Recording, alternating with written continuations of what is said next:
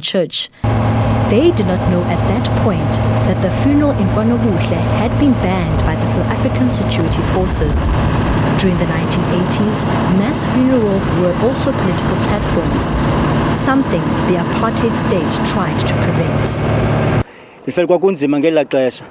Especially xa kufika yi-20 because kwakunzima ulala because bune-picture ngokulele phansi kwengubo uzibona ubaleka. It was hard back in those days, especially when the 20th of March approached, because it was hard to sleep. You would have this picture of yourself running even while under the blankets. You would picture yourself running because you had a picture of those bullets they fired from the top of their head and the loud noises they made. That memory stayed with me forever since the incident occurred. And kwakubuhlungu because ndandibaleka ngokuthi phansi kwengubo ndizibona ndibaleka ndisene-picture yalaa. Tozama Mgesha remembers that morning of death as if it were yesterday. A bullet struck her in the back. She survived by playing dead. And 30 years after the massacre, life has been difficult. I used to have a vegetable stand, but I had to close it down because it affected my health. I used to sit there for hours.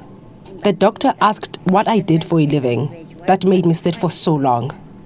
He then told me to take a break because the sitting down for so long is affecting my kidneys. So now I'm no longer selling vegetables. I've had to stop and take care of my health because if I die, there'll be no one taking care of this home. I'm the only breadwinner. The physical damage inflicted by the bullets remain a tangible reminder. But the 30 years have also not dulled the psychological effects of the shooting of many of the victims.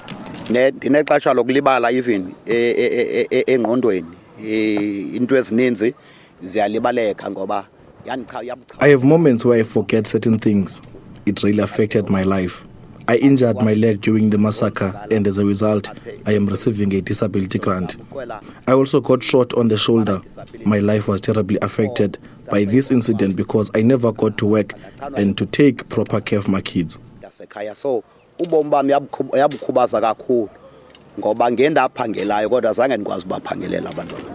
A memorial has been put up to remember the fallen. Every year on Human Rights Day, the victims and their families and friends gather to pay homage to the people who gave their lives for freedom they now enjoy.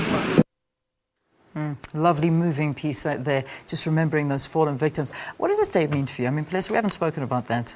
Quite an emotional one, I must say, Elian. We had quite an emotional program this morning, but like I was saying off the camera to you, that I had an opportunity previously to speak to some of the victims of the day. It's quite an emotional one. You actually, for once, take off your journalism cap and become an ordinary citizen, put yourself in their shoes, and, you end up crying. Yeah. And what we've just seen with Griselda earlier on in Sharpeville is that we're just reliving what happened back then. It brings back, but I think such stories must be told on a regular basis so that we can get to appreciate what this democracy brought for us. Yeah, very moving day indeed, and I hope that you enjoyed the broadcast, and I put that in italics because it's not necessarily an enjoyable day in our history, but nonetheless I hope that it brought back just those feelings of how far we've come and what we've done together as a country.